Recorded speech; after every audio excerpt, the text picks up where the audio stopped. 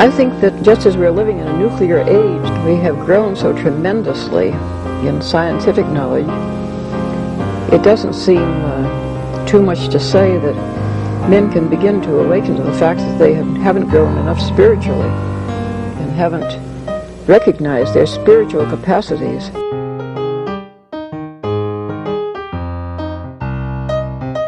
Once something like eating is death, then you've struck at the very heart of life.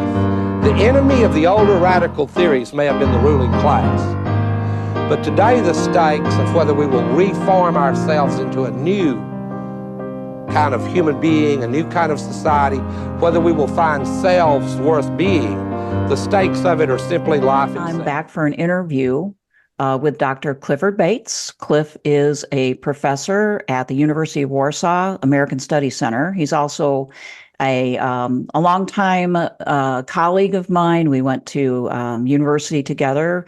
We were in the same PhD program at Northern Illinois University, and so we've kept up with each other over time.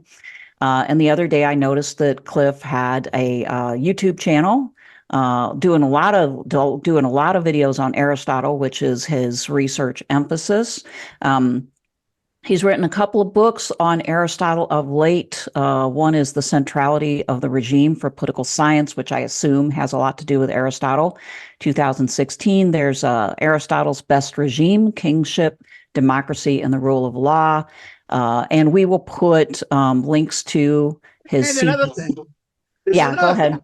This is the 2022 book, which is basically a notebook. It's a notebook on Aristotle's politics. It basically is goes through the whole politics from book one to book thing, goes through it all. It's a study guide. It's basically I got it. Okay. It's a you're going to study the politics. Well, it gives you, we go through the chapters explaining the outlines and structures, then giving maps and like graphs and things that I used to do all the time for certain key issues or certain parts of the chapter, like book 5, the famous book 5, like a chapter on this, and that deals with the outline of the argument. Then there's lists of things, show how the lists are. It'd be a great tool for other professors who are teaching the politics, which is a very typical book for us to teach at the undergrad level. And so I'll put a link to that also if there's a website people can go to. Well, Lulu is the best. Going at Lulu helps me because I make the best work. I'll get the profit that Amazon gets. Okay. That's always good. It's I'll ask you if there's anything I left out, but I do want to point people to the video you made recently called Celebrating the 400th Subscriber, which was just a few days ago. So congratulations for that. I was there about 3 or 4 years ago, and there's quite an appetite for political theory. So I wish you the best of luck. And this is a really good video for like you describing your background and stuff. So if people want to know a lot more about how you kind of developed and got where you are, that this is a good one, celebrating the 400th. But is there anything I left out that you want to particularly... I also did Machiavelli's Prince. I did a thing on Montesquieu and also Thucydides. We read the whole Thucydides Peloponnesian War, reading it using the landmark Thucydides edition, going through it, and went and did year by year season by season season. Yeah. So that was the kind of thing I did, because it's certain texts you can divide easily, certain texts you can't. Mm-hmm. Like Montesquieu was frustrating because you had to do it by book. Because if you did it by chapter, you'd have basically a dozen small 10-minute videos, and then you'd have to have an hour video on this one chapter, And sometimes some videos were like whole books were 30, 40 minutes, maybe an hour, then some wasn't. But then at the end, it became 2-hour videos, and one book was 4-hour video. Ooh. It's one of those big books at the end where, the last part of this, of Montesquieu. For me, Montesquieu was always like the modern Aristotle. It's like the modern, So, but Aristotle is interesting for me because, one of its language, you have to know Greek. You really have to know Greek to understand what he's doing. And the Greek is so multidimensional that the sentence in the Greek has both a kind of, has playfulness in the Greek that doesn't exist in most English. Like the word, like even the word for change, we call it revolution. It's constantly translated as revolution. It's metabole. But metabole just means change. It doesn't mean most translators are saying, well, this is about regime change, changing a regime, so revolution. But I like to say, no, it's about change and political change, and it's small change. It's the nature of political change, and this is the difference between, let's say, Aristotle and Hobbes. See, the difference here is the Hobbesian world, because of how he constructs the state as a matter of willing. The idea is that everything is a product of consent and will, right? Mm-hmm. So therefore, the body politic is this generation of, see, there's no difference between, you can say, there's no difference. Anyone wants to say that, well, Rousseau is not Locke and Locke is not Hobbes, right? Nonsense. They're all the same. They're all arguing the same thing. The only difference is Rousseau is being more honest than Hobbes is. No. He's being, Locke is disingenuous in relationship to Hobbes because he's trying to make Hobbes more palatable to Christians and to people who support the common law. Right. Because Hobbes rejects both. Okay. He's trying to, that's why Locke constantly cloaks himself in Aristotle, cloaks himself with a Hooker, right? Remember second treatise, Hooker, go look at the Hooker, you see him distorting Hooker. That's why someone like Dick's Cox, wonderful edition of the second treatise. Yeah, we use that, yeah. This is great. There's lots of errors. Fools a lot of people, and actually fools a lot of people, and it's interesting how many people see Hobbes as some sort of like serious Christian as well. Interestingly, but I mean that's obvious. John Jacques. I mean, I share Wilmore Kendall's position that John Jacques gets blamed for the crimes of Locke and Hobbes. And that John Jacques is a little more honest than they are. That John Jacques gets accused of being this horrible. Now, John Jacques accuses himself of so many horrible things, right? He accused, in his autobiography, he says, "I had children, illegitimate children. I sent to." He lied about that. This is not true. He loved saying bad, true things about himself. Things that we know that if you test it, look for the evidence of it, there's no supporting evidence for this. So Locke doesn't like talking about himself at all. Hobbes and Locke are quiet. They're like, what is that line between what is that Strauss line that Hobbes and Machiavelli are different because Hobbes is kind of Holmes, Sherlock Holmes, and Machiavelli is Moriarty, right? Okay. Well, I argue is that poor John Jacques is almost the opposite. He's not a Sherlock Holmes nor Moriarty, but he's the one who's making fun of himself constantly. So let's think about like Hobbes and Aristotle. Obviously, Hobbes hated Aristotle. I mean, maybe hate is too strong of a word, but constantly, was sort of saying, "I'm not Aristotle. I disagree with Aristotle." So except his rhetoric. He liked the rhetoric and he translated the rhetoric. He just doesn't like Aristotle's teaching on regimes. And he doesn't like the democratic character of the democratic logic of his treatment of regimes. But at the same time, he uses it. See, this is a case where he attacks it, but then uses it in a way to advance a claim that Aristotle would not accept. And that is that the unnaturalness, the total artificiality and social construction of the political. Right. In other words, the political for Hobbes is merely a human tool, nothing more. A human product of human reasoning. And that's the whole modern position. This is why the book I was going to write was blaming on Hobbes. You want to understand Kant? It's Hobbes. You want to understand Hegel? It's Hobbes. This is my fight with the Claremonters who want to blame Hegel for everything. I said, no, I'm sorry. Not the administrative state is a product not of Hegel. The administrative state is a product of Hobbes, Bentham, and radicalization of Hobbes and Locke. Right, In other words, right. the administrative states finds its origin in England, not in Germany. Germany imitates it. And what Hegel's doing is an imitation of the English model. And remember, that's the whole Stadtler tradition of Stadtler, state theory.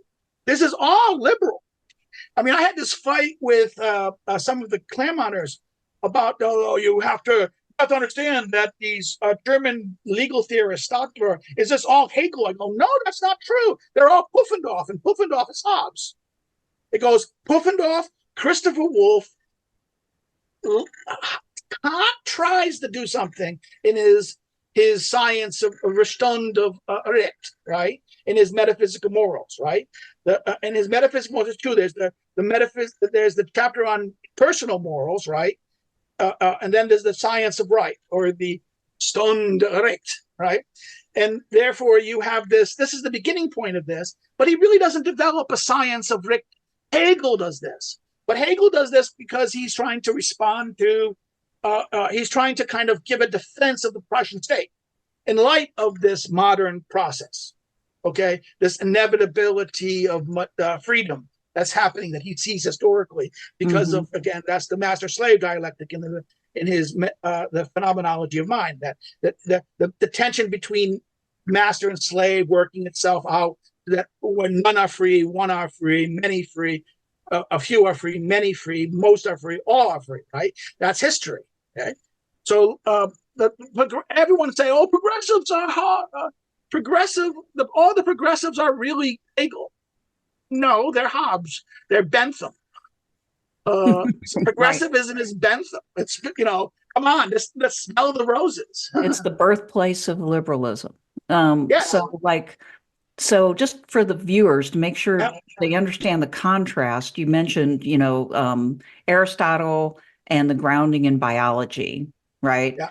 Of, what is human nature, what is the family, this kind of thing, the organic nature of the building up of the state. Just tell people why it was that Hobbes reacted so strongly against Aristotle, and why is that contrast important? Okay, first of all, the word state is problematic because the state is a modern concept, wholly modern. Because it is not what the Greek's word is polis, which is not, it's city, but it's not state, because the state is the state, even from Machiavelli on. Remember, it's Machiavelli coins the word state. It's Machiavelli who coins the word. He takes the word status and status in status in Latin and stato in Italian, and that only meant what? The status of a thing. And he turns it into a thing, an instrument of will of the prince. And therefore Machiavelli coins our concept, the state. And then he takes it, and the Italian writers all start praising this concept. The status of a thing, the status of a thing. Oh, it's called this the state. And it's Machiavelli who first coins it, but it catches on all through the Italian Renaissance, this period of Italian writing. And it then gets spread all through Europe, this concept of the state. This is Bottaro's, the Spanish writer Bottaro, I think he's Spanish, maybe he's Italian that went to Spain, Bottaro, The Reason of State. In other words, this transition that goes to Spain. Remember, Spain was very influential. France and Spain was very influential, fighting in Italy for power of Italy, and the French, these Renaissance ideas spread like wildfire through the Spanish and French court, and therefore remember, Ferdinand is trying to justify Ferdinand and the French monarchy is trying to justify his rule, and that's why Boudin is trying to Jean Boudin. That's why one of the most important books I've been spending my time in French, because there's no good there is a translation that's I have no access to it. The so-called 1956 edition published by Harvard University Press that does the whole 6 books. Because every time you get Boudin in English, it's edited. And all the good stuff is missing. All the esoteric stuff is missing. So Boudin is the man who takes Machiavelli's idea and fits it within the French context. Botero does it kind of in the Spanish. The Jesuits do this.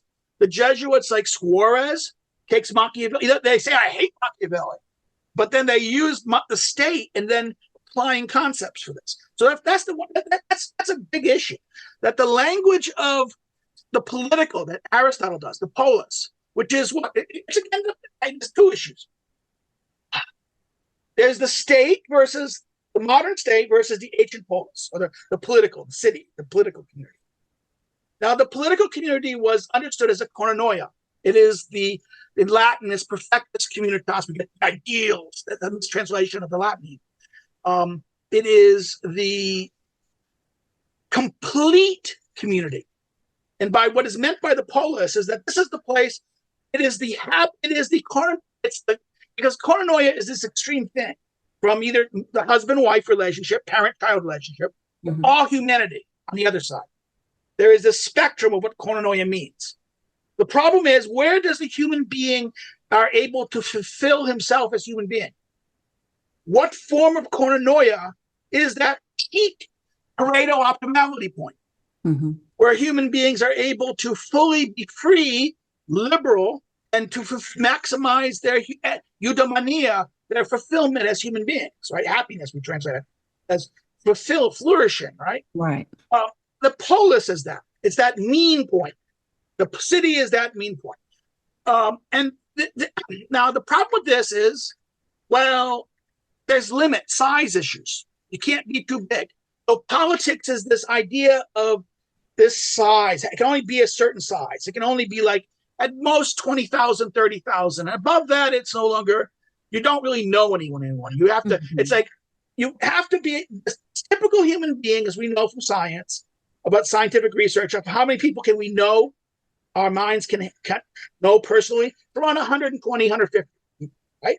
So therefore, if you understand that, and you understand at least 3 degrees of separation, you get no more than after 3 degrees of separation, you don't directly know somebody. You then rely only on opinion, doxa, belief. You don't know. Because this way, a friend of a friend could tell you. But if it's larger, it's a friend of a friend of a friend of a friend. And then you're therefore, lost. and you're lost. And therefore, you don't have political rule, you have hegemony.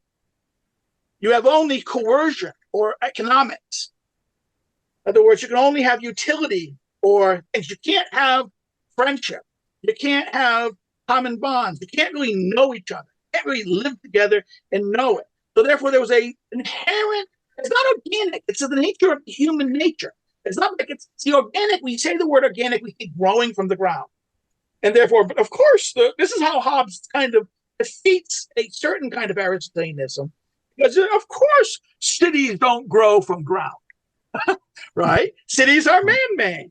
Aristotle even agrees that city needs the regime, the politeia, the plutuma, which are man institutions, right?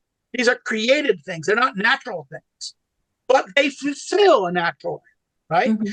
They're not totally. It's not, and that's the big thing. It's like the same thing with beaver dams. You know, you had Larry. We both had Larry. Yes, I do remember the that. Story about beaver dams. Beaver dams are not organic.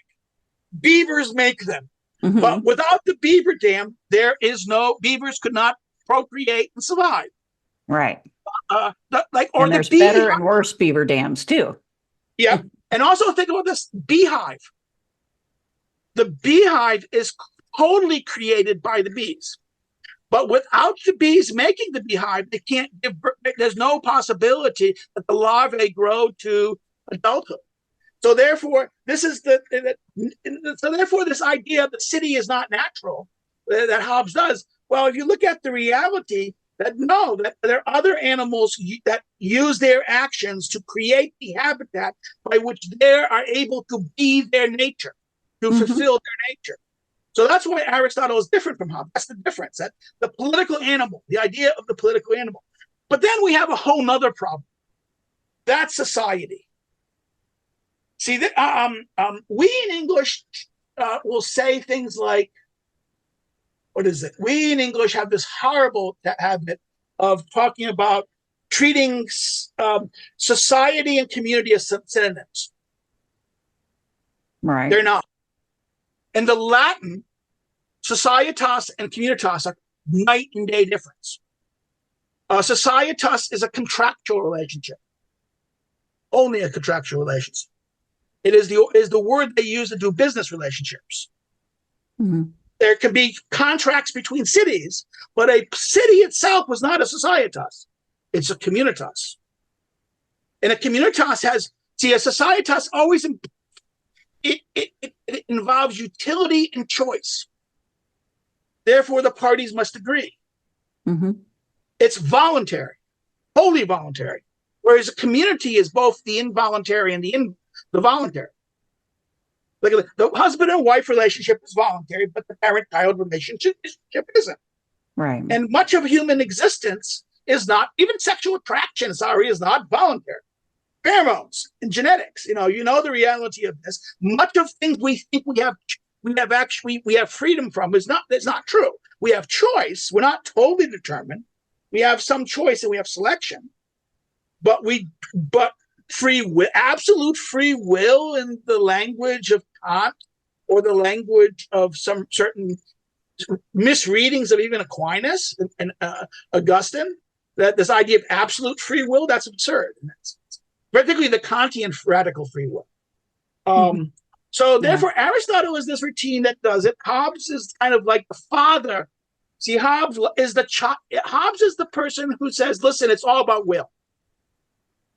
It's the political community is a matter of choice and consent. He solves the political. Remember, Hobbes solves the political problem. Come on, how he ends history. Maybe you can clear something up for me, because you're right. I see him this way, that it's all about will. What we do is basically construct out of whole cloth, the social contract. At the same time, he says will is but the last product of motion. And he has this whole mechanical theory that seems so deterministic. So how have you squared that? Because the problem with that is there is esotericism in Hobbes. And the esotericism in Hobbes is, at one style, he says, listen, there is this mathematical world. Remember, he's a student. He is the pupil and right-hand man of Francis Bacon. Remember that. He came, and it's through Bacon that he gets the Earl of Clarendon's position. Right, that gets him a nice cushy thing that he spends all his life being able to write books and not have to, get in trouble. Okay, right. All for those days where you get a patron who I joke I have Patreon and that, but I have no Patreons. To have a big patron that gives me a $20,000 job and rooming. Those evil, bad old days. That'd be so great. It would be. So one of the big things for Hobbes is see, the problem is you have to understand his idea of imagination, that it's all about fancy and logic and the mind is working a certain way. And yes, there's like that. But see, will still exists in this radical sense, because you have to be able to this is how we perceive things, but at the same time, there is choice. And therefore, he has a problem that he can't resolve. And therefore, he just pretends to ignore it. I see. That's what I've always thought. But I thought, well, am I missing something? Or does he just sort of move on, basically? And you're saying, you have to remember, you know this very well. Remember, he is the first English translator of Thucydides. He loves Thucydides. He was going to translate Epictetus, but he decided not to because he knew he'd get in trouble. Okay, he translated Iliad and Odyssey. Okay, in English. Aristotle's rhetoric, not his politics, right? Which is, in fact, he has a book called The Art of Rhetoric. Hobbes does, which he basically most of it's Aristotle with a couple changes, right? That's the plagiarism before it was a thing. yeah. No. You have to understand, because he couldn't publish a translation of Aristotle. That would be a problem. But he liked the rhetoric, so he kind of made it his own. And that's how he kind of did it. But for me, Aristotle's always been the regime question, right? The regime question is the kind of that's the see, people don't like it's politeia. The word is politeia in Greek. And the problem with this, it's one of those, it's frustrating because most translators will translate it as either it's constitution, for a long time in the 1700s it was government. Right. The first English translation is 1776 by Ellis. And then 1789 by this another guy, I know his name is going to drop my head, and I'm blanking now. In other words, he criticized Ellis for being too under the influence of Locke, okay? Because Ellis will translate government. But he will, that's never went, treaty of government. Yeah. In other words, I mean, do I have a copy of the Ellis translation someplace hiding here? It's actually literal in English. Aristotle on government. That's the translation of the Politics. Oh, yeah, doesn't quite do it. No, because that's the problem of but it is that in one sense, politeia does mean government. It does, but it's not only that. It means more. It means constitution. It means, but it means constitution in its original English origin. It was that, in the 17th and 18th century, you'd say your constitution is your character, your health, right? Mm-hmm. I went on a morning constitutional walkabout sound, right? We don't use it that way anymore. The term constitution is meant to be a legal document and understood as a legal entity. So that's why constitution can't work for. That's why I even had a fight with Aristotle, because Aristotle used to like constitution with this. He liked Lawrence's Burns translation and was going to call it constitution still.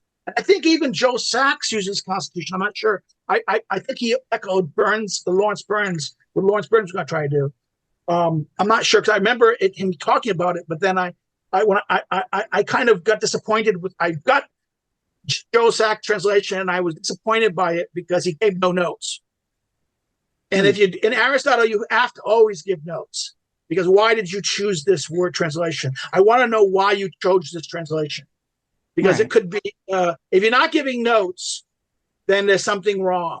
Now, if you're not even giving an appendix of why you've chosen certain words for certain words, if you're not going to do that, at least you give me and he his vocabulary, his thing was very short, and it was just surprising because that was completely different than how his book on the metaphysics and the physics were.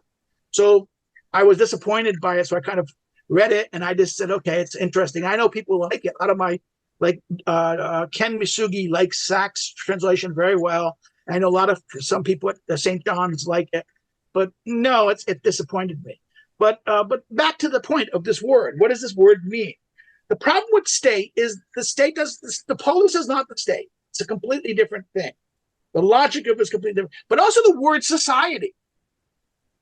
Society is a word not known in the Greek. There's no equal to it. The closest thing that you could translate it would be alliance.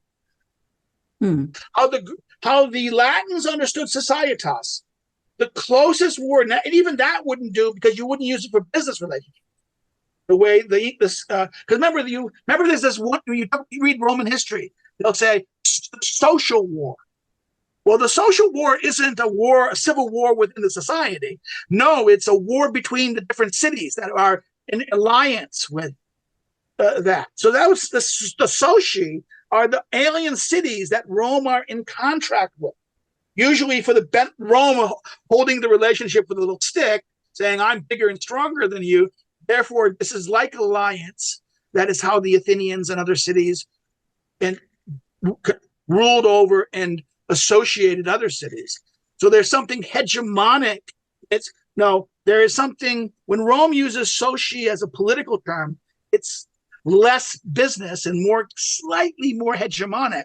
And I can also see this. I can also see why certain left-wingers looking at this from the Roman way of using soci in relationship to intercity relationship would view society as hegemonic. This explains why someone like Foucault and even Agamben sees social relationships as quasi coercive, always coercive, and never escape. Again, that's the problem with will. Once you accept will and society, remember, the social contract creates two things: Siamese twins, the state and society. The concept of society, as Hannah Arendt rightfully argues, the concept of society is a concept that occurs at the same time as the state. Right. Hobbes uses civil society, right? Well, no. And actually, even that's a very odd word. You know why?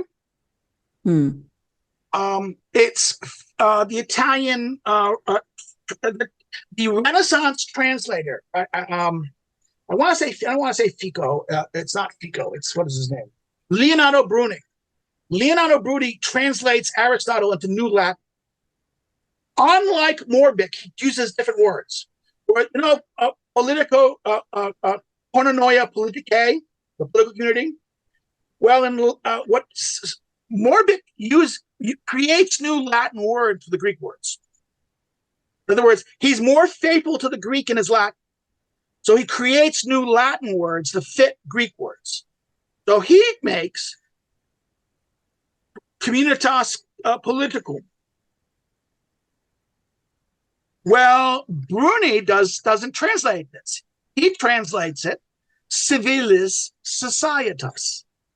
And that is written, that becomes the Bruni translation of Aristotle, gives us our first origin of the word civil societas until Cicero also uses that word, civilis societas.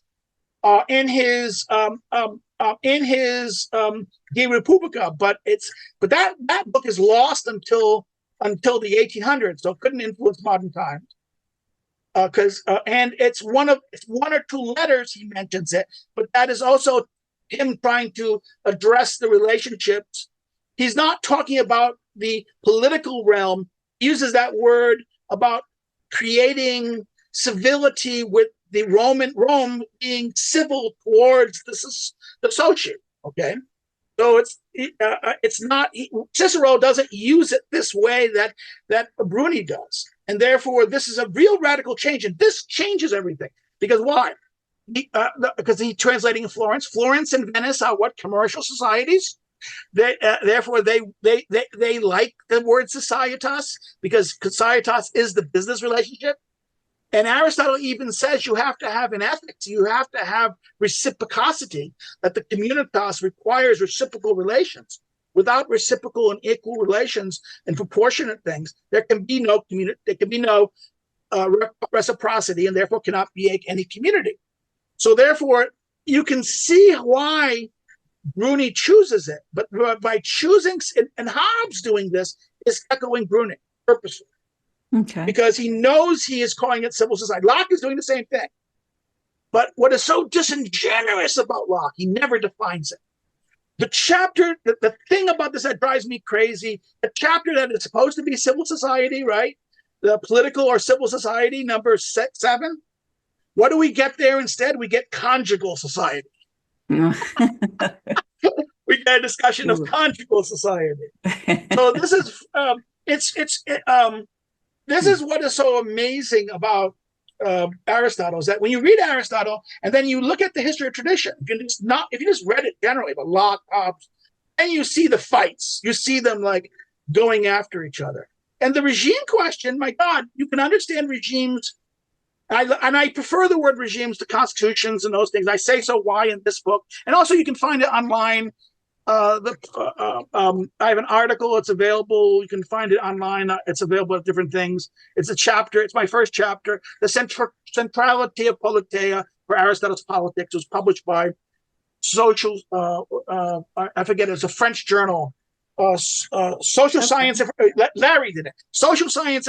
Masters got me published. Roger Masters helped me get published in that. So Social Science Information, in that sense. Well, if it's online, maybe we can put a link to it so people can check it out. Well, you can find it. It's not necessarily online, but it's usually available through JSTOR or Google Scholar and something like that. Okay. And so I have it on my academy.edu page, and also on my page on what we call ResearchGate. I have ResearchGate. Okay. Now, ResearchGate and Academy.edu are things European academics are kind of forced to do, and also ORCID. We're Mhm. forced to get on these Yeah, yeah. social media things to post our things up there because we have to have open access to everything under EU law. So it's Yeah. hilarious. And we've got maybe 10, 15 minutes, and I want to make sure, because I think this is all kind of leading up to, you know, why, looking at this from the outside, a lot of folks, they're interested in political theory, but they're not like political theorists themselves. They're trying to learn, you know, particularly based on like what's going on right now, in our politics in the United States and in Europe. Why is it that we should still pay attention to Aristotle? What does Aristotle and his view of regime, his view of human nature add to our understanding that, say, the Lockean, more modern liberal perspective does not? Okay, first, an understanding of human nature as political and that evolutionary psychology and all these sciences, modern science, that tells us about human behavior. Aristotle is not. See, the problem with the Lockean idea, it depends, and Hobbesian idea, it depends on will, and this radical understanding of will and free will that is at odds with modern psychology. Okay, so you have this problem here. That's one. So therefore, at a philosophic anthropological level, Aristotle's understanding is more in agreement with what modern science says about the nature of human beings and their socio-political behavior, okay, and their group behavior. Two, Aristotle, Locke and Hobbes, first of all, Hobbes and Locke kind of ignore society. Okay, this is why Montesquieu is so great, because Montesquieu returns to society and says, well, there's this thing called society and nations, and that actually kind of important because they shape political things, right? Therefore, the sub-political does help influence the political. Family, the kin group, these things, the nation, the people, right? These things are the matter, the material that the political requires. Okay, so Aristotle also is good because he's also a non-Marxist, but a Marxist. What do we mean by this? Aristotle still believes in things like class and in other words, the few, the many, and also not that there's different manys, there's different fews. The way of life you choose. What is your way of life? What is your employment? In other words, what is the way of life of many? There's different manys. Trust me, there's the farming many is completely different than the dinosaur, the physical laborers. In other words, physical laborers are the most dangerous. Why? Because they have nothing. They have no resources. They're the really dangerous class, many. So not all the many are equally good or equally bad. And the problem with the few is that the danger of the few is likewise the problem. The few, the oligarchic problem is when the oligarchs become so extreme, they're just as bad. In other words, the extreme oligarchy is the rule of just a very few who are so powerful. This is book 4, chapter 11, where he says the problem is the very rich and the very poor. In fact, the words he used, it's the same thing. It's prior. Prior means goods, resources. The wealthy are ou prior. That means they have lots of wealth. And the poor are a prior, alpha primitive, without goods and resources. The poor, being without resources, they have nothing. They're servile. They have nothing, and they're afraid. They're servile. They'll sell themselves to survive. But because of that, they're also rapacious. They're envious. And therefore, if a society becomes too poor, it's unstable. It will never be stable. It will be always vicious. And the problem with the wealthy is that they're so used to command, they don't know how to follow. In other words, they're used to, this is the problem with the trust fund kids, trust fund millionaires who have been spoiled all their lives and they believe that they're entitled. It's like the children of the communist. I live in Eastern Europe, Poland. It's like the children of the communist elite. They were entitled. They have an entitlement to this. And what happens is they demanded that they get that the transition required that they get all the wealth, the private property and the institutions that were publicly held in common. To buy peace, they were given it. So you had a new oligarchs, but these were the what? They were the old oligarchs, the old apparatchiks and the party elites. So therefore, they're what? They're used to command. They're used to getting their way. They look at the average person as, oh, you're a slave. And they treat you as the average person as the slave. So these two groups are completely, and this is the problem. The problem we have to understand what Aristotle sees about meso, the mean, right?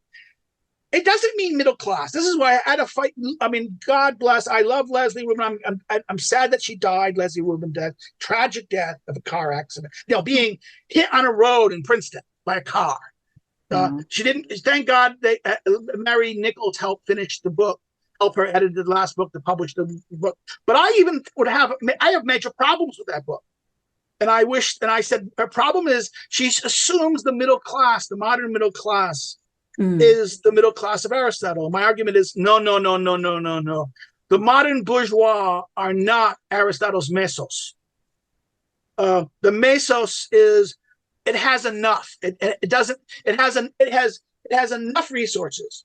It's like the small farmer. It's Property, the farmer, right? It has to do with actually owning something, not just making it. Yeah. And not only owning something, but not having too much of it either. Mm-hmm. Not having it so much that you don't need anything. In other words, there's a sense that you are responsible for it, that you did it. So this is why I like Victor Davis Hanson's stuff on the Dying Citizen, who says the modern Greek miso is not necessarily the farmer; it's the truck driver, the independent truck driver, or the small businessman. Mm-hmm. This is not the bourgeoisie. The bourgeoisie of old now have become, in fact, Rousseau's critique of the bourgeoisie is absolutely correct. It's and the criticism is that, and it echoes Aristotle's. I think this is funny. His critique of the bourgeoisie echoes perfectly Aristotle's critique of the wealthy. All of their cosmopolitanism, their disdain for the top of their city, of their entity, they only care for their own interests. They prefer talk and conversation. You know, this critique of this.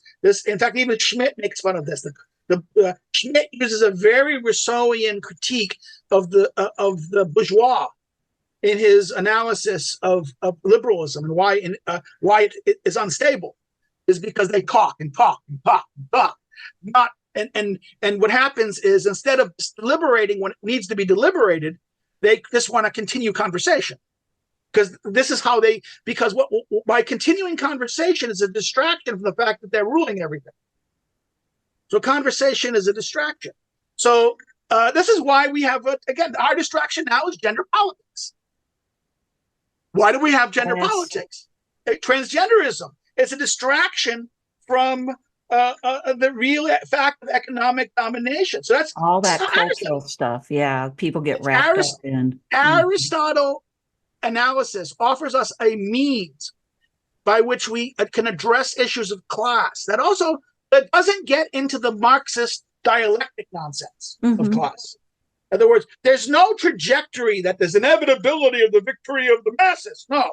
So actually, there's different readings of Marx that don't even employ the dialectic as a major concept in his later work, right? Like that particular view of Marx. No, it's his early work, but it's the opposite.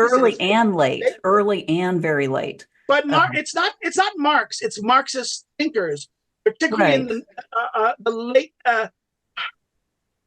The problem with that is that Marx himself was too systemic. His early situation, he does a little bit this way, but then once he gets his insight of the dialectic, the Hegelian dialectic, then he's gone. Well, all I'm saying is that there's aspects of Marx's thought that can be deployed without the dialectic. Well, Marx himself may or may not have. But the problem of that is, there was a very good book on that about labor and the theory of labor done by a Marx, kind of someone who's trained by Marx. But the problem with that is you can't escape his understanding of objective capital. and the idea that there's objective value, and there's no objective value. That's just nonsense. Value is a subjective construct. In other words, the good, even Aristotle even would that agree. has been, I mean, and we don't need to get into this because Yeah. this would be a whole nother thing, but like even that has been sort of debated. And all I'm saying is that Marx, you know, Marx isn't necessarily an impediment, or Marx can But actually be somewhat helpful to understanding. yeah, but I would say that certain Marxists Sure, of the Marxists are 19th largely century, dogmatic ninnies. well, no, but there were some good ones. Like the Neil, come on, what's his name? Neil Wood. He was a classicist. M.I. Finley, the famous Marxist classicist in England, the English, and then Neil Wood, who wrote Cicero, booked on Cicero. Mhm. Now his wife, Ellen Merskin Wood, Yeah, is whom we've probably read. she's fantastic. Her 2-volume history of Western civilization, where she goes from citizens to lords, right? And then her criticisms of freedom, right? About modern liberalism, right? It's a history of political thought through a Marxist lens, but it's one that, that criticizes. She then attacks the Pocockians and the Skinner Pocock people on one hand, and she attacks the Straussians on the other hand, because she considers the Straussians are just elitists, right? Which most of them are. I was sympathetic to her critique of that, but I thought she herself saying, "But hey, wait a minute, but that's not Strauss. Don't confuse the." Yes, it's not Strauss. Exactly. There's Straussians and then there's Strauss. But yeah, no, we love Ellen Woods. And that her analysis makes a lot of sense to me. And it's been very, very helpful. And yes, I mean, it can go along with, I love the way that you're explaining Aristotle here and his view of class. It's an important dimension that we want to ignore these days, is that we can go on and we can, pursue equality without, or something close to equality without class. So it's, I'm trying to remember I'm trying to remember her name. I know who she is. A friend of mine. She's at Berkeley. I mean, I met her at a northeastern. No, where was it? It was at the Midwest, or maybe it was at a northeastern convention. And I think it was in Philadelphia, where she was giving a paper. I went to see a paper for someone else, and that guy didn't show up. And she gave a paper in Greek philosophy about this. And then who was in the audience with me was Cliff Oren. I know Cliff Oren. Cliff Oren's wife was one of the editors of my LSU book. Okay, I found this out like years ago, that she was on. She ended up being the editor of my LSU book. I said, "Oh, that's a weird world," because she was a librarian who did editing work on the side. And they're both retiring. They go to Europe a lot and things like this. But I was at a conference and he was there. And there was this, she was a student, a Harvard grad, student of, not a Mansfield, but that English guy he was the guy who was the Skinner colleague. Oh, come on. He retired just recently, as with Harvey. He was a Skinner, one of the part of that, the Skinner Pocock crowd, who left, not done. It's going to drive me crazy. The name is, I'm blanking on the name. He's very famous. He did a book on early natural right theories. Tuck. yeah, I was seeing the book. No, but Tuck repudiates his natural rights book, saying that, Strauss was right. He does this in 1980s. Okay, that Strauss was right about Hobbes and Locke. And that was like, actually, I met Skinner, and Skinner in his new version of Machiavelli says Strauss was right about Machiavelli. It's like, what? Like, oh yeah, Machiavelli's being playful. Strauss got it right. Back originally, because that's a product of Don't You. Mario Verrilli, who got kicked out of Princeton because of the fight with that analytic guy, because the analytic guy accused him of plagiarism, and he probably did plagiarize from the analytic guy, because the analytic book is so meaningless on Republican. Verrilli wrote a book in Italian about republicanism. Yeah. And he was kind of stealing some of the analytic model. And the Italian scholars do this kind of way of quoting things. And then what happened was someone else translated it. And then the guy, I forget, I'm banking on his name, because he's such an anal retentive ass. I hate him at Princeton. Not Robbie George. I mean, this is an analytical guy, okay? Hardcore Republican. Prippit? I don't know. I don't know. You've described a lot of people. Well, what happened was that he drove Verrilli to leave Princeton. This is what led Tom Pangle to offer him a job at Texas. So Mario Verrilli, one of the Italian scholar that was very important to the whole Cambridge school, right? And Verrilli's book on From Politics to Reason of State is an outstanding history of how this language translation works. So this contextualist understanding of language is very good. This is something Straussians don't do well. Mm-hmm. They don't do the historical analysis well. Don't like it. They don't do the philology well either. That's the other thing. So Verrilli at Toronto, who left, had to leave Princeton. Tom Pangle brought him in, and right now UT Austin is the only place that you can have Straussians with Cambridge school people at the same department. That is special. You understand? And there's been a rapprochement because of this. Because they believe in texts. Both of these, they believe in texts. Now, a lot of the hardcore Skinner might have reproached, because Skinner wrote a book on, once Skinner started looking at art, he made an accommodation with Strauss. Because once he thought as the artist, then Strauss is right about textual meaning. Once you turn to art, looking at David's statue, the statue of David, in his book on Shakespeare, he said, well, maybe artists have different meanings and not pure context. Yes, artists do create meanings as well. So that's led him to Strauss again. And his students, the second generations, are very dogmatic still, and they constantly don't cite Straussians. Like I was just joking with someone about this wonderful edition of what I call the How-To series, which has Greek on one side and English. This is all about flourishing. So it's not the whole ethics. It's from book 1 to book 10 of the ethics, all the sections that deal with flourishing, with Greek and English side by side. So this is a good way to kind of learn how to deal with Greek language and text. Mm-hmm. But even here, this person who does a wonderful job will ignore all the scholarship done by Straussians. Just ignore, not cite. It's their way. This is because do you know what the danger is? If you cite them, they get credit. Even if you criticize them. Yes. If you criticize them, that's why Claudine Gay didn't cite what's her name, Carol Swain at all, because if she even quoted it or criticized it, Carol Swain would have gotten points and citation references that would have raised her status. Oh boy, raised her status as a scholar. We need to get past this, and these different schools of thought need to speak to each other like that. I mean, what are we doing it for? If we're just kind of like living in our little silo and we're talking amongst ourselves. We have to remember, academics. What does Kissinger says? Academics is the place where the stakes are the least, but the viciousness is at the maximum. Right. This is the problem. I had a colleague who joked. He said, because he was into all these 1930s science fiction novels, like The Worlds Collide, right? He says, well, what is university? Where fantasy worlds collide. University is where fantasy worlds collide. Well, let's hope we can punch through into the real world here. We're both in YouTube. That's probably kind of, I don't know how many people from NIU, from our cohort are doing this, but I think that's kind of special.